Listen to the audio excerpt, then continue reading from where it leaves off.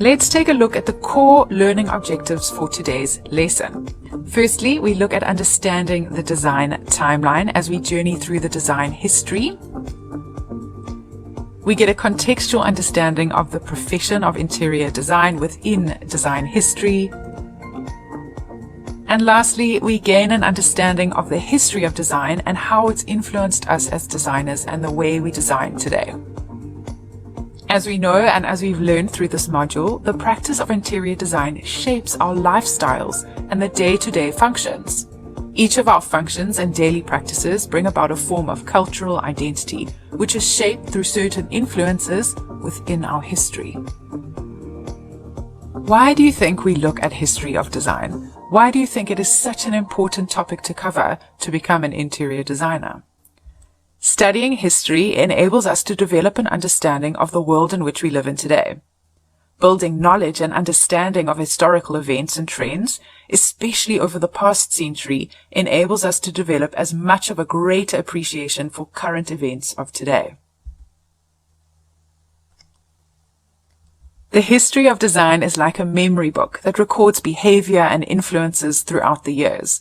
Much like looking through the pictures of ourselves when we were children, we observe influences, traditions, and how we have adapted and developed through the years. The history of design functions in a similar fashion.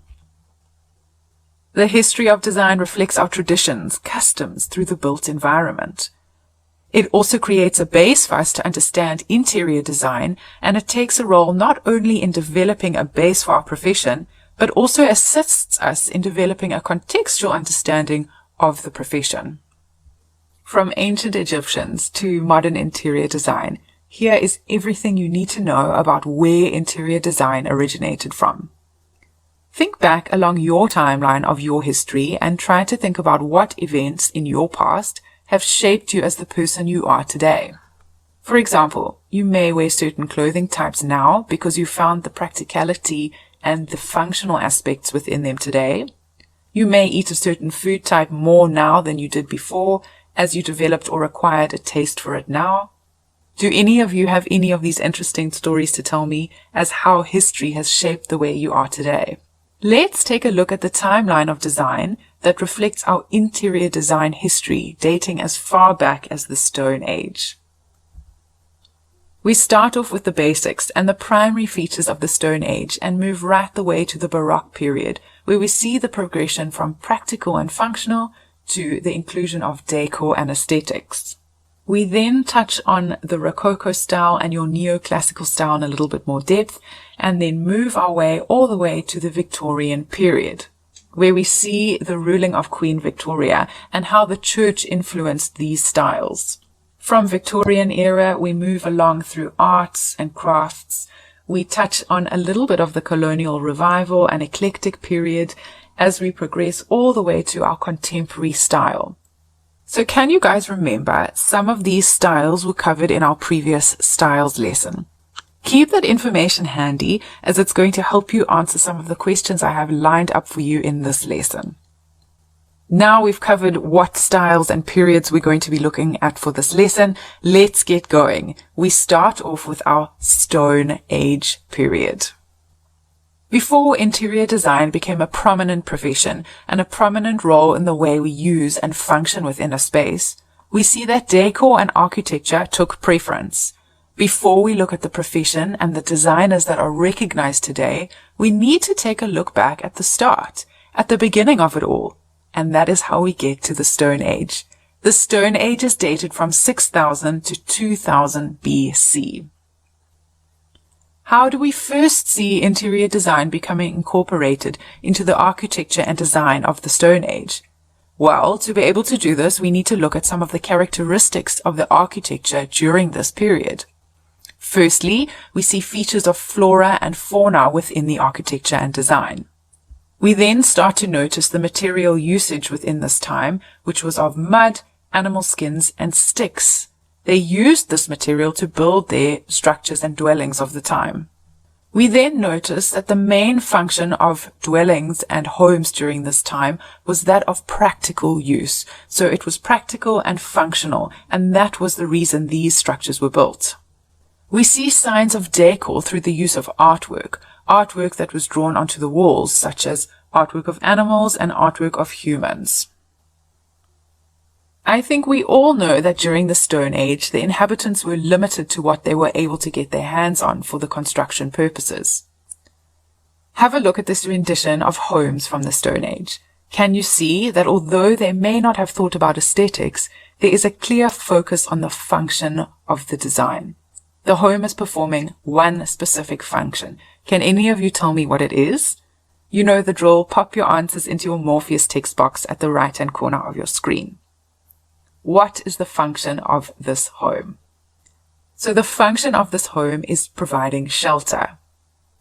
Remember, we spoke about design and the need of design to have a focus on function. Well, here is where it all began. Do you see how interior design has much more of a responsibility than aesthetic appeal alone? This is, however, not to say that aesthetics are not important, but function definitely needs to play the primary role. And this is where it all began. This is where we start with our interior design journey, right from the beginning of function within a space. We now dive into the ancient Egyptian period, which ran from 2700 to 30 BC. While the typical homes in this ancient Egyptian period were that of mud huts, your royals and your wealthier families lived in large, magnificent structures, showing off their wealth and their elegance of the time. In their homes, we observe murals that portray their history and their beliefs. We also start to see the basic use of decor in the way that they furnished and used decorative objects and sculptures within their spaces. Let's take a look at some of the characteristics of the architecture of the time. Firstly, we see the use of posts and lintels within all of the construction of ancient Egyptians. We see the use of large walls covered with hieroglyphics and pictorial carvings. All of the buildings and all of the architecture had flat roofs, and you see a lot of large structures such as the pyramids. The pyramids are iconic to the ancient Egyptian timeline. Houses were built of clay or baked brick. Are you starting to see how function of a space is what takes preference when we start our interior design journey? This is the core and the foundation to interior design. Have you ever seen pictures of Stonehenge? Well, then you've seen examples of Neolithic architecture. The Neolithic age was the last period of the Stone Age, which encapsulated the beginning of human history. The Neolithic era is the period when Neolithic technology was present in Europe. This is the period where developments in farming and agriculture started to boom. An important development of this time was that farming was the core activity and main income generator, and this obviously had a huge impact on architecture and design of the time. People in the Neolithic age lived in permanent structures, unlike the caves and huts of the Stone Age era. Most of the people during this period lived in built homes. A common element within a home during this time was that each home was generally built around a central point, and this point was generally the fireplace. The fireplace was used to create warmth and used for cooking purposes in homes. At the beginning of this period, homes were usually single rooms, but as it progressed towards the end of the period, they grew into many rooms, even double-story homes. It was thanks to the Neolithic period that we see double-story homes and houses. So let's take a recap of the Neolithic period and look at some of the primary architectural characteristics of this period. Firstly, we know that the homes were rectangular. Homes, whether they were one room or two room, always had a rectangular shape to them. Secondly, their homes were created out of mud brick, as this was a cheap material to use at the time. Each home generally had one door and no windows. There was one entry point and generally no windows within a home. A common characteristic of this period is that we start to see handmade pottery. Handmade pottery was not only used for functional purposes, but decorative too. This is where we see the first handmade pottery in our timeline. The next stop on our journey of our interior design timeline is our Greek and our Roman Empire. Here is where we first start to see some signs of extravagance, beauty, and displays of wealth. During the Greek Empire, which dated from 1231 BC, we see improvements in civilization and lifestyle, which made it affordable and more accessible for people to decorate their homes in their own unique style. We start to see the wealthier Greeks showcasing furnishings with ornate ivory and silver detailings. Some of the key characteristics of this Greek Empire period were the use of pillars and columns and motifs in the construction of their buildings. Let's look at a fun fact of this era. Can any of you tell me which famous architectural piece comes from the Greek Empire? Let me know. Pop your answers into your Morpheus text box. Do any of you know which famous architectural piece comes from this era? Well, it's the Parthenon. It's an incredibly famous building in Greece. Then we move on to our Roman Empire, which dates from 753 BC to 480 AD. During this Roman Empire, we see that it wasn't enough for wealthier class to show their wealth and power through their homes, but also through their decor. Decor such as murals, mosaics, and extravagant furnishings were used within their interior spaces. In both these periods, we see characteristics of large columns and grand buildings. We see the use of silver, gold, and ivory in all of their interior spaces, and we see the inclusion of art and heavy detailing. The next stops we look at on our timeline is the Byzantine and Dark Ages era. Let's start off with our Byzantine era, which dates from 500 to 1500 AD, which features the use of grand domes and extravagant decor within the spaces. This becomes a custom and a norm of the time. Byzantine architecture is a style of buildings that flourished under the rule of the Roman Emperor. In addition to extravagant use of interior mosaics, its defining characteristic is a heightened dome. Much of what we call Byzantine architecture today is ecclesiastical, which means church, so a lot of the architecture of the time was built around the church. Next, we take a look at the Dark Ages, which extends from 900 to 1100 AD. This era follows the decline of the Roman Empire. As we see a deterioration of the economy and culture in Europe, so do we see the same influence in interior design and architecture of the time. We observe the fall of interior design or interior decor as we go back to basics. People start opting for simple furnishings and finishes of the home, right from wooden paneling, minimal furnishing, to stone and slab flooring. We look at how the Byzantine era showcases wealth and ornate pieces, and then we move to the Dark Ages, and we see as if the wealth has been drained from the interiors and the architecture. Can you see how the culture and lifestyle and economy has a direct impact on interior design and architecture even back then? Here is an example of an interior from the Dark Ages. As we know, this era is all about deterioration of economy, culture, and design within Europe. Just imagine what you would do if your financial situation was dire. Your focus would be on anything other than decor. Function is your primary thought here. Can you see how function becomes the primary focus in this interior? Everything has been stripped back right to function. It's very stark and very dark, which is a common characteristic of this period. Let's look at some of the other characteristics we can see. So in this image, we can see clearly that they've gone back to basics. They've adopted a minimalism approach or a minimalist style. We can also see the use of stone and timber flooring. So you can see how they've used stone on their floors and stone on their fireplace. And then obviously a lot of timber within the decor and furnishings. The next period stop on our interior design timeline is our Gothic style or Gothic period.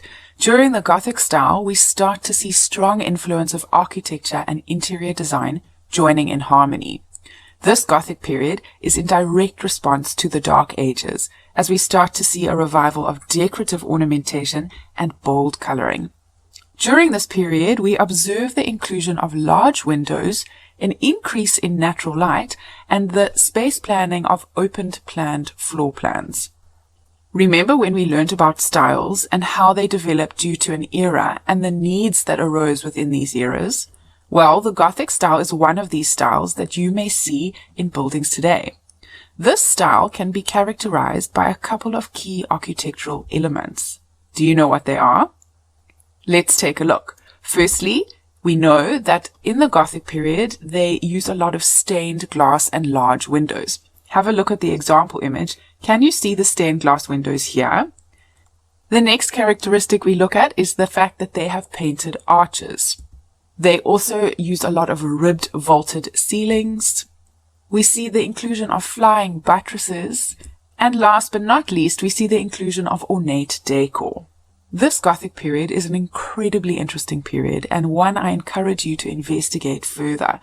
The next style periods we look at on our timeline are our Renaissance and our Baroque period.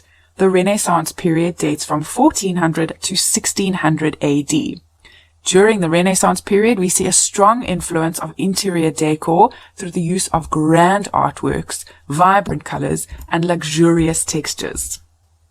Some of the textures we see in this period are our marbles, our velvets, and our silks. This is the period where we see the enjoyment of lush and vibrant spaces. The beauty in this era is in interior decor. This was the element that was prized during the Renaissance period. Carpets were another feature that were characterized during this period.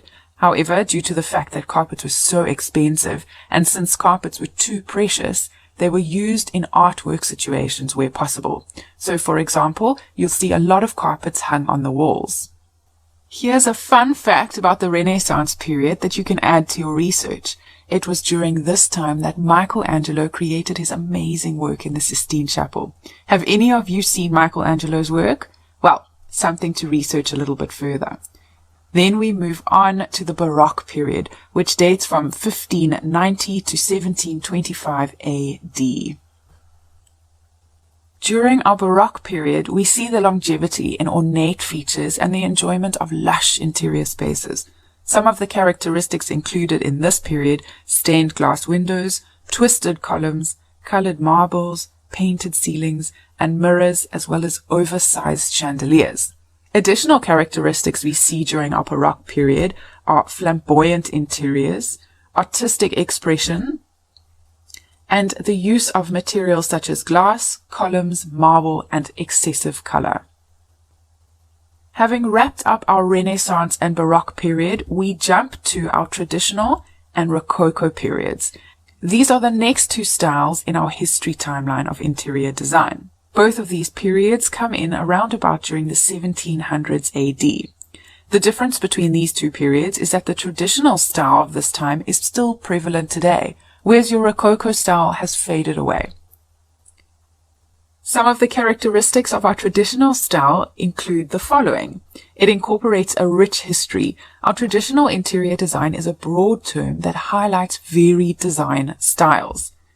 As I've mentioned above, it has a rich history contrasted with very modern design features.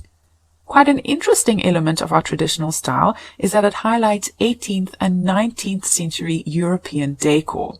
Because of this, it becomes quite a timeless design style that we still see today. It also brings about a sense of comfort and glamour to a space. It would be ideal for someone who appreciates antiques, classic art, symmetry, and a rich design history. Having tackled our traditional style, let's look at some of the characteristics of our Rococo style. Our Rococo style developed first in our decorative arts and interior design sector, and then later its influence spread to architecture, sculpture, theatre, design, painting, and music. Rococo style is characterized by an elaborate ornamentation, asymmetrical values, a pastel palette or color scheme, and the use of curved lines. Rococo style has such a rich history and such an impact on interior design today. Let's take a look at it in a little bit more detail. Its elegant, flirty, luxurious, and playful features are geared towards exquisite bedrooms, salons, and easy living rooms. Your Rococo style in interior design was used to emphasize the high status and excellent taste expressed in the love for detail, carefully thought out combinations of furniture and interior design. That being said, let's look at some of the characteristics of the style in a little bit more detail. Firstly, we know that the color palette was pastel colors with hints of golds, and your colors in this era would have been light pinks, creams, light blues, light shades of purple and green and beiges, and you would even have seen hints of peach, pearl, and cream colors. The next characteristic we look at is the material use. They used materials such as light natural timbers, elegant fabrics such as your silk, satin, and velvets. We see a lot of crystal and glass and metal elements, such as bronze, brass, and copper. This was a very spacious style and spacious era, which incorporated elegance and comfort within their rooms.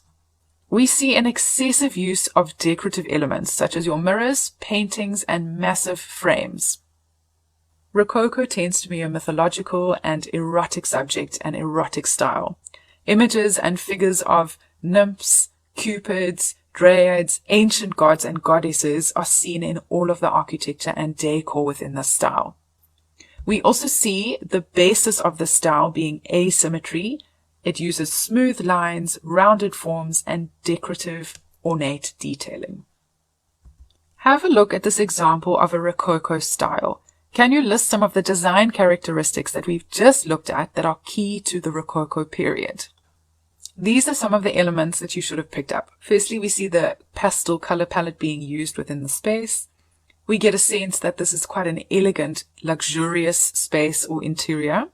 I can see the use of gold detailing within the furniture.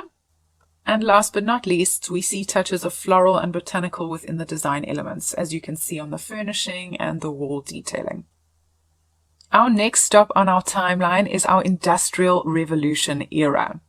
During the Industrial Revolution era, from 1760 to 1820 AD, we see that interior design and decor became more widely accessible as luxurious elements of the time became more affordable. The Industrial Revolution was an influential era, as we see the shift in the way architects designed and created their buildings. In this period, we also see the revival of the Gothic, Renaissance, and Classical design eras. This is also largely due to the fact that printing started becoming more affordable, which created a wide distribution of fashion and lifestyle publications, and the fact that luxury items became increasingly attainable to the working class. After our Industrial Revolution era, we start to see our neoclassical period, which dated from 1780 to 1880 AD. This period drew its inspiration within design and architecture from the ancient cultures of the Greek and Roman Empire. This was done with the use of grand, ornate features and decorative gold detailing. So if you remember a couple of slides back, we looked at our Greek and Roman Empire, and typical features in that period were the use of ornate and decorative detailing and grandiose features and columns. Characteristics of this era include: in the furniture and furnishings of this era, it incorporates bronze and gold metalling.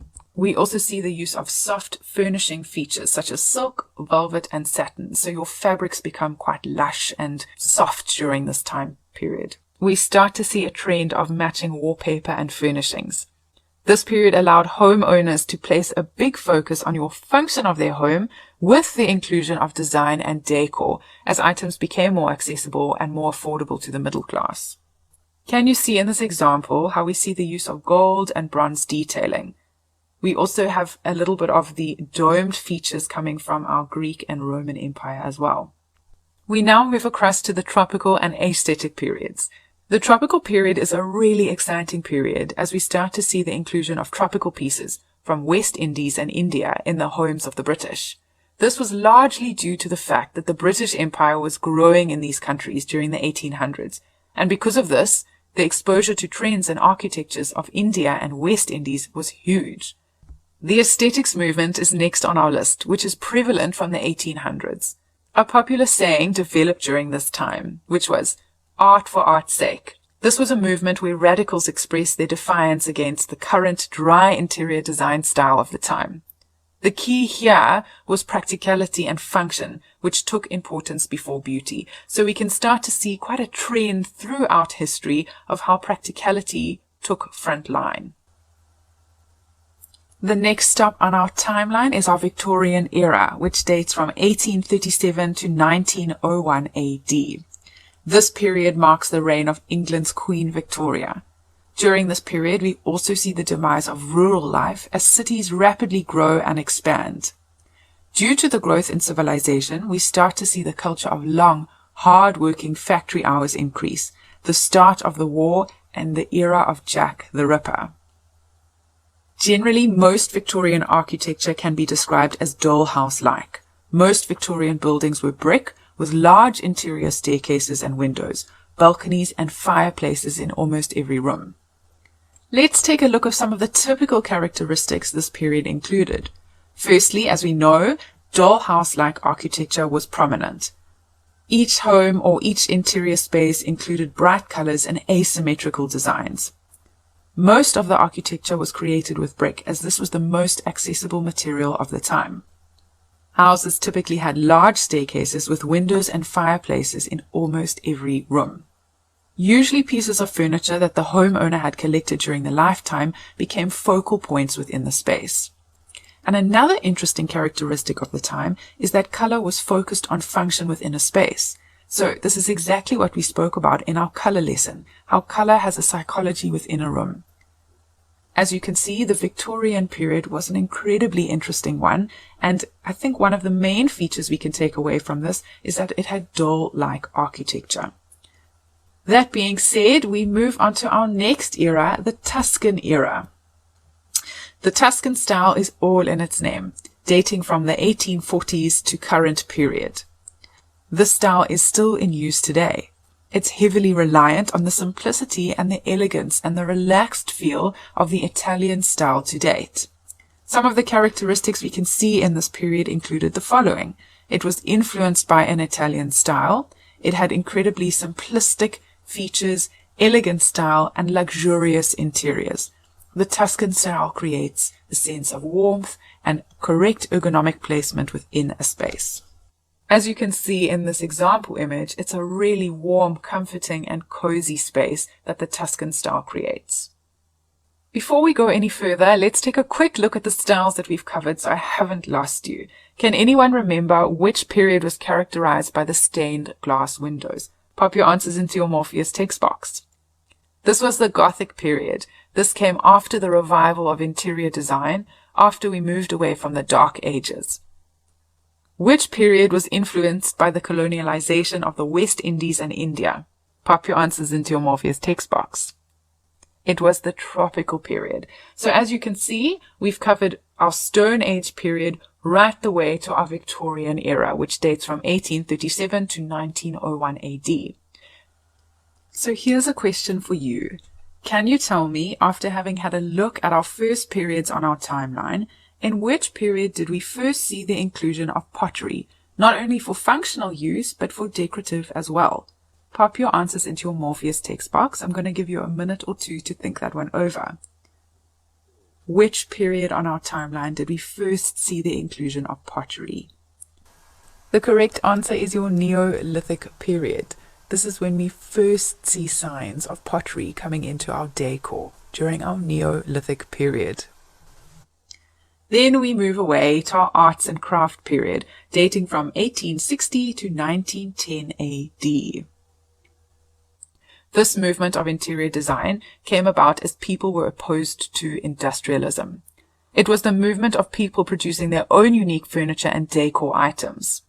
Remember, during our Industrial Revolution, we had mass production of products and elements. You can imagine everyone having the same items in their living rooms or in their kitchens.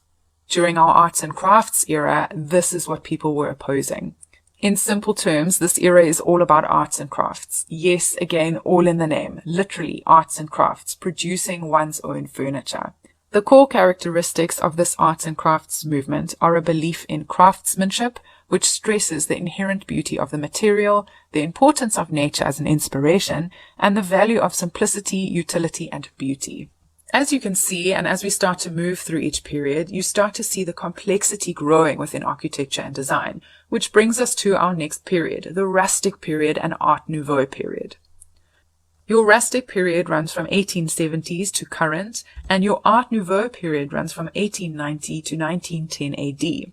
Piggybacking off our arts and crafts, our rustic theme has a handcrafted feel to it, as its design characteristics and common elements. The featured characteristics of this period include handcrafted furniture and large open rooms. Wooden beams and columns open up rooms to allow airy flow and feel within this style. Then we look at our Art Nouveau period, which was all about bringing in natural silhouettes. These were from our botanical features and elements, which brought in curved lines and organic shapes. This was signature and was a signature element and characteristic to this period. Have a look at the image and example of our Art Nouveau period. Can you see on the floor and the curved lines of the staircase how the organic shape is being brought into the space? So I can see organic shape here on our floor, on our staircase, and on our ceiling. The next two stops on our interior design timeline are our eclectic period and our colonial revival period. We start off with our colonial revival period, which dates from 1905 to current day. This period was popularized in the US, where styles from the neoclassical and the Georgian period were revived and influenced the colonial period to date.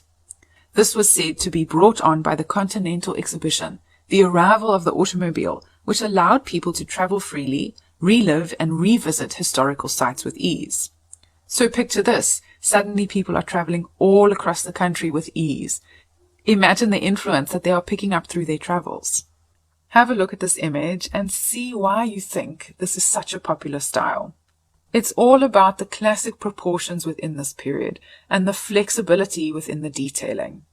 In this image, have a look at the fireplace detailing and see how the fireplace mantle resembles a little mini classical temple. It's beautiful, it's ornate, but it works. As exciting as the colonial revival period is, we need to take a look at our eclectic period, which dates from the 1900s to now. This is one of my favorite periods, as this is the period where design styles become a prominent conversation topic amongst design enthusiasts and designers themselves. Some of the characteristics we see of this period include lavish interiors, the rise of interior designers as a skill in mixing different styles. We see the harmony of styles within a space.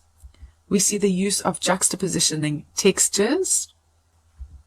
There is a wide use of contrasting colors, which is used to create cohesive, beautiful spaces within our interior. This period is also all about experimentation and playing with color and style. Next, we jump into our modernism period, which took place from 1918 to the 1950s. Modernism is a global architecture and design movement which emerged during the 1980s, as we said. This emerged as a response to the accelerated industrialization and the social changes that were happening at the time. This era was all about pursuing order within architecture and design. In the era of modernism, new materials and advanced technologies rejected what was old, rejected traditional historical ideas and styles. Modernism emphasized function, simplicity, rationality, and created new form of expression, a new aesthetic movement. Modern buildings were characterized by clean lines, simple geometric shape, functional, flexible, open interior space planning. Some of the typical characteristics of this period included the following: a movement towards minimalism and under-furnished interiors. It incorporated a very neutral color palette and color scheme. Some of the materials that were commonly used were plastic, steel, and laminate. And last but not least, we see a common characteristic that the floor blended from one room to another, so the same floor finish was used across multiple rooms. After our modern period, we move on to the period of country, which dates from 1920 to 1970. This is also quite a fun and straightforward period, which produced a style that is still very popular today. The country period, or the country style, was inspired by farmhouse style and the practicality of the use with each space. The country style was practical, but had the inclusion of quality, vintage-inspired furnishings. Let's take a look at some of the typical characteristics of the style and see if you can visualize them in the example image on the left-hand side. One of the main characteristics is a farmhouse-inspired theme. One of the second characteristics is that it incorporated large open spaces. One of my favorite characteristics, and a characteristic that we've been picking up right through from Stone Age all the way to our country era, is the practical use of a space, the function and practicality of your interior spaces. We see the use of partial vintage furnishings. And last but not least, we see natural resources and elements such as timber in our interior spaces. Our next stop is Art Deco, which is probably one of the most well-known periods in our history book to date. How many of you have heard about Art Deco?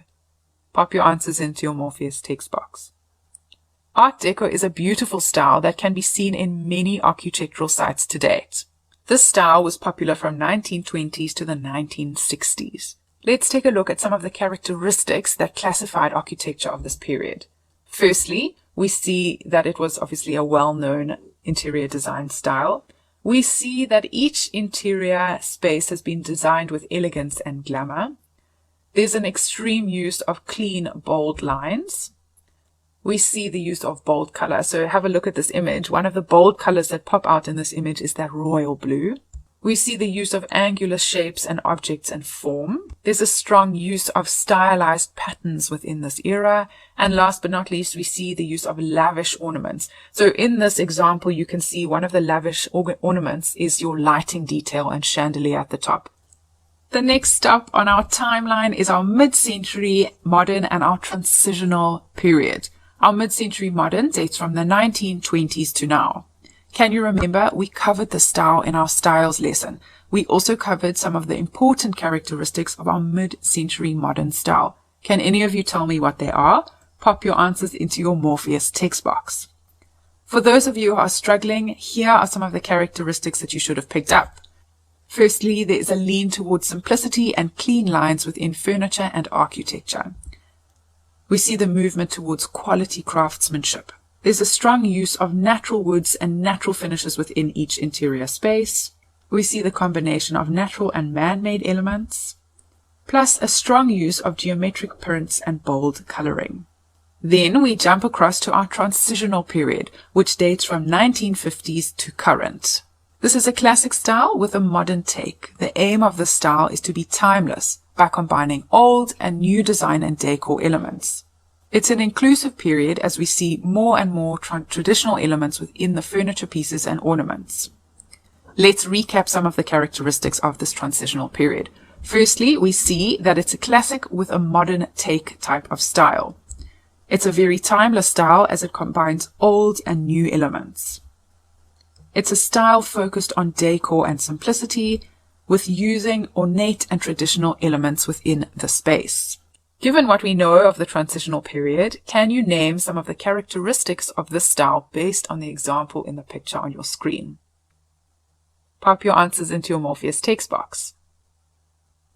These are some of the items that you should have picked up. Firstly, we see classic with a modern take of soft, comfortable fabrics in combination with the structured and solid lines within the space. We also see the use of timeless inclusions. So, for instance, in this case, your timeless inclusion would be your color palette, so the timeless use of colors. Lastly, but not least, we see the combination or the inclusion of ornate and traditional pieces.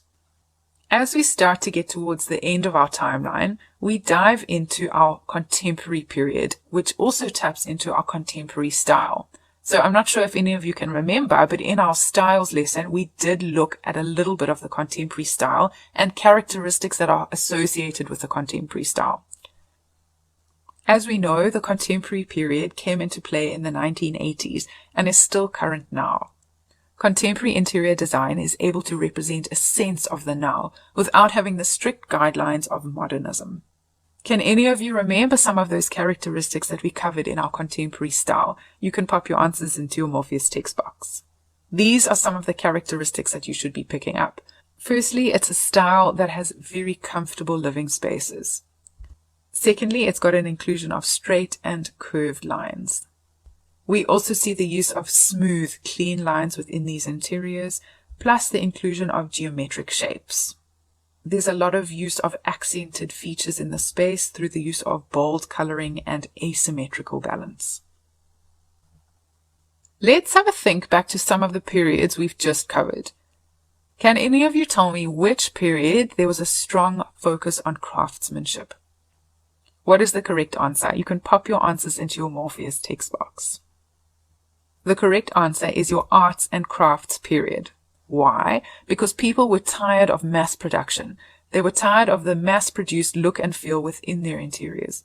People were looking for quality and the homemade feel within their spaces. And that brings us to the challenge for today's lesson. So your challenge is to choose one of the periods from the lesson that most resonates with you. Take that period and research the characteristics of the design style. You can elaborate on what we've just covered.